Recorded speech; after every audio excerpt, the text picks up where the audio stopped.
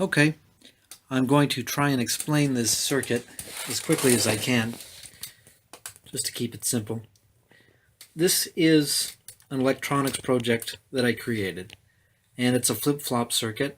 And if you're not familiar with what that is, it's pretty easy to look up a similar type of circuit on YouTube or Google, and it's kind of the essence of electronics. It's a very beginner project, and it's discharging and charging capacitors through the use of transistors, and it's further flashing LED lights.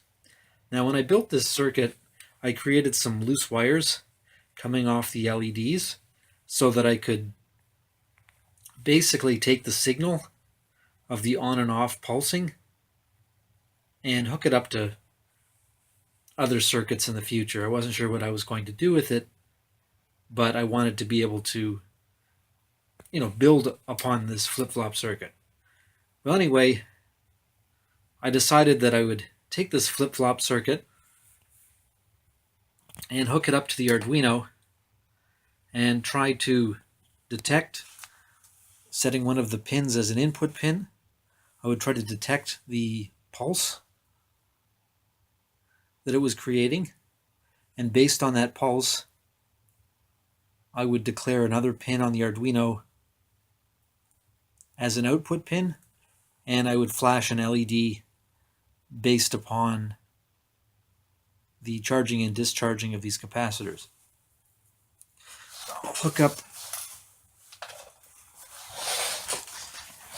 the Arduino to the power. Right now, I just have the flip-flop circuit hooked up to the 5-volt pin on the Arduino.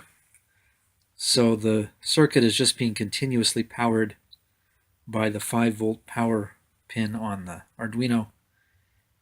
And yeah, that about explains it. I'm going to make another video to add on to this, which explains the code. And the big thing I wanted to talk about in this video was an if statement, which is very simple. And I have to admit, I am actually still learning this myself, and I am still a beginner. I am no expert. Okay, so I'm using the screen recorder software to capture the code I created. Hopefully I adequately explained the circuit I built, because I won't be flashing images of this while I explain this code. Anyway, I mentioned that on that electronics flip-flop circuit, I left a loose connection, which I can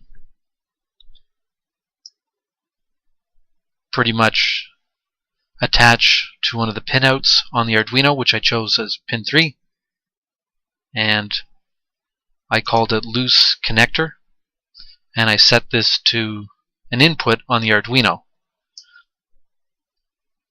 on pin 3.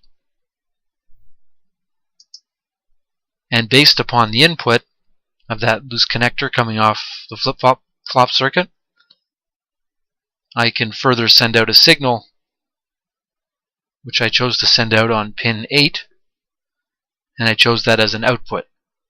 And on pin 8 I'm going to flash an LED. In the void setup, I thought I'd experiment with creating a for loop, which I took from Paul McWhorter's Arduino lessons, lesson 4, which I will try and leave as a link in the description below if anybody is interested in for loops. As you can tell, I really am a beginner.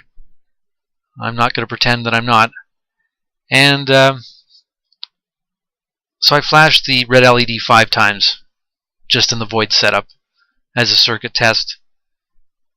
So I created the for loop 5 times, flashed it on for a delay of 50 milliseconds. Then I turned it off, the red LED, and had a longer delay. Did this 5 times and set a longer delay of 2 seconds. Anyway, this is the most important thing in the video, which is the void loop, and I'm trying out an if statement.